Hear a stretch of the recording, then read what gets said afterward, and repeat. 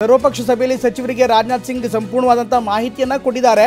Operation ಸಿಂಧೂರ್ನಲ್ಲಿ 100 ಉಗ್ರಗಾಮಿಗಳು ಬಲಿಯಾಗಿದ್ದಾರೆ ಅನ್ನುವಂಥ ಮಾಹಿತಿಯನ್ನ ಕೊಟ್ಟಿದ್ದಾರೆ ಅನ್ನುವಂಥ ಮಾತು ಈಗ ಕೇಳಿಬರ್ತಾ ಇದೆ. ಸರ್ವಪಕ್ಷ ಸಭೆಯಲ್ಲಿ ಸಚಿವ ರಾಜನಾಥ್ ಸಿಂಗ್ರಿಂದ ಮಾಹಿತಿ ಲಭ್ಯವಾಗ್ತಾ ಇದೆ.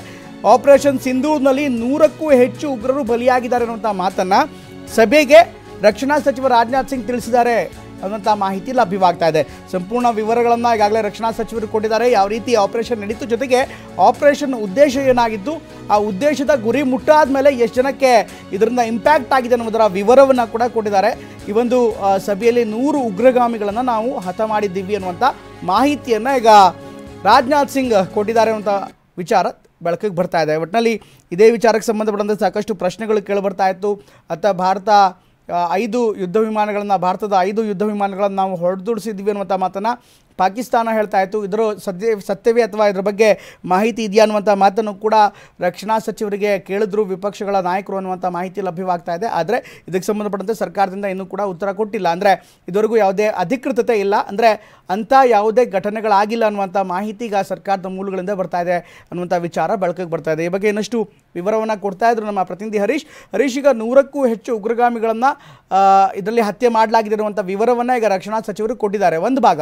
ಅಟ್ ದ ಸೇಮ್ ಟೈಮ್ ಈಗ ಇದಕ್ಕೆ ಸಂಬಂಧಪಟ್ಟಂತೆ ಕೌಂಟರ್ ಆಪರೇಷನ್ಸ್ಗಳ ಬಗ್ಗೆ ಏನಾದರೂ ಮಾತನಾಡಿದ್ದಾರೆ? ಒಂದು ವೇಳೆ ಪಾಕಿಸ್ತಾನ ತನ್ನ ದಾಳಿಯನ್ನು ಮುಂದುವರಿಸಿದ್ರೆ ಅದಕ್ಕೆ ಯಾವ ರೀತಿ ಕ್ರಮ ಕೈಗೊಳ್ಳಬೇಕು ಅನ್ನೋದ್ರ ಬಗ್ಗೆ ಏನಾದ್ರು ಹೇಳಿದಾರಾ?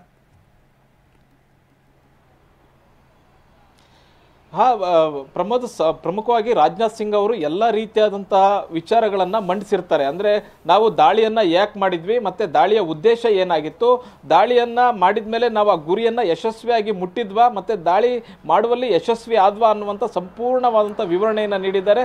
ಮುಖ್ಯವಾಗಿ ಹೌದು, ದಾಳಿ ಯಶಸ್ವಿ ಆಗಿದೆ ಅನ್ನುವಂಥದ್ದನ್ನು ರಕ್ಷಣಾ ಸಚಿವರು ಹೇಳಿರುವಂತಹದ್ದು. ಮುಖ್ಯವಾಗಿ 100ಕ್ಕೂ ಹೆಚ್ಚು ಮೃತರನ್ನು ನಾವು ಸಾಯಿಸಿ ಬಂದಿದ್ದೇವೆ, ಮತ್ತು ಅಲ್ಲಿ ಉಗ್ರರ ತಾಣಗಳನ್ನು ನಾವು ನಾಶಪಡಿಸಿ ಬಂದಿದ್ದೇವೆ, ನಾವು ಸಕ್ಸಸ್ ಆಗಿದ್ದೇವೆ ನಮ್ಮ ಕಾರ್ಯಾಚರಣೆಯಲ್ಲಿ ಅನ್ನುವಂಥದ್ದನ್ನ ಹೇಳಿದ್ದಾರೆ. ಮತ್ತೆ ಸೈನ್ಯಕ್ಕೆ ಮತ್ತು ಈ ಕಾರ್ಯಾಚರಣೆಯಲ್ಲಿ ಭಾಗಿಯಾಗಿದ್ದಂಥ ಎಲ್ಲ ತಂಡಕ್ಕೂ ಮತ್ತೆ ಶ್ಲಾಘನೆ ವ್ಯಕ್ತ ಆಗಿರ್ತಕ್ಕಂಥದ್ದು. ಜೊತೆಗೆ ಈ ಒಂದು ಸಭೆಯಲ್ಲಿ ಅಧಿಕಾರಿಗಳಿರಲಿಲ್ಲ, ಸಂಪೂರ್ಣವಾದ ಮಾಹಿತಿಯನ್ನೇ ರಾಜನಾಥ್ ಸಿಂಗ್ ಅವರು ಕೊಟ್ಟಿದ್ದಾರೆ. ಮತ್ತೆ ಗೃಹ ಸಚಿವರು ಕೂಡ ಈ ಗಡಿಯಲ್ಲಿನ ಪರಿಸ್ಥಿತಿ ಹೇಗಿದೆ ಅನ್ನುವಂಥದ್ದನ್ನ ವಿವರಿಸಿದ್ದಾರೆ.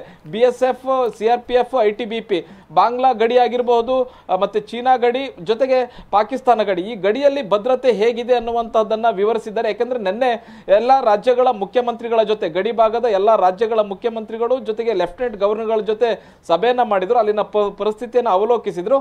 ಮತ್ತೆ ಭಾರತದ ನಾಗರಿಕರಿಗೆ ಎಲ್ಲೂ ತೊಂದರೆ ಆಗ್ಬೋದು, ಮತ್ತೆ ಗಡಿಗಳಲ್ಲಿ ಅತ್ಯಂತ ಹೆಚ್ಚಿನ ಕಟ್ಟೆಚ್ಚರನ್ನು ವಹಿಸಬೇಕು ಅನ್ನುವಂಥ ಸೂಚನೆಯನ್ನು ಕೊಟ್ಟಿದ್ರು. ಎಲ್ಲ ಮಾಹಿತಿಯನ್ನು ಪಡ್ಕೊಂಡಿದ್ರು. ಆ ಮಾಹಿತಿಯನ್ನು ಕೂಡ ಇವತ್ತು ಸಭೆಯಲ್ಲಿ ಗೃಹ ಸಚಿವರು ಹೇಳಿದ್ದಾರೆ. ಮುಖ್ಯವಾಗಿ ಪಾಕಿಸ್ತಾನದಿಂದ ಅಪ್ರಚೋದಿತ ದಾಳಿ ಆಗ್ತಾ ಇದೆ. ಪಾಕಿಸ್ತಾನದ ಪ್ರಧಾನಿ ಶರೀಫ್ ಈಗಾಗಲೇ ಹೇಳಿದ್ದಾರೆ. ಜೊತೆಗೆ ಮತ್ತೆ ಮಾತಾಡ್ತೀನಿ ಹರೀಶ್, ಇನ್ನಷ್ಟು ಅಪ್ಡೇಟ್ಸ್ಗಳು ಬರ್ತಾ ಇದೆ, ಹಾಗೆ ಸಂಪರ್ಕದಲ್ಲಿರಿ.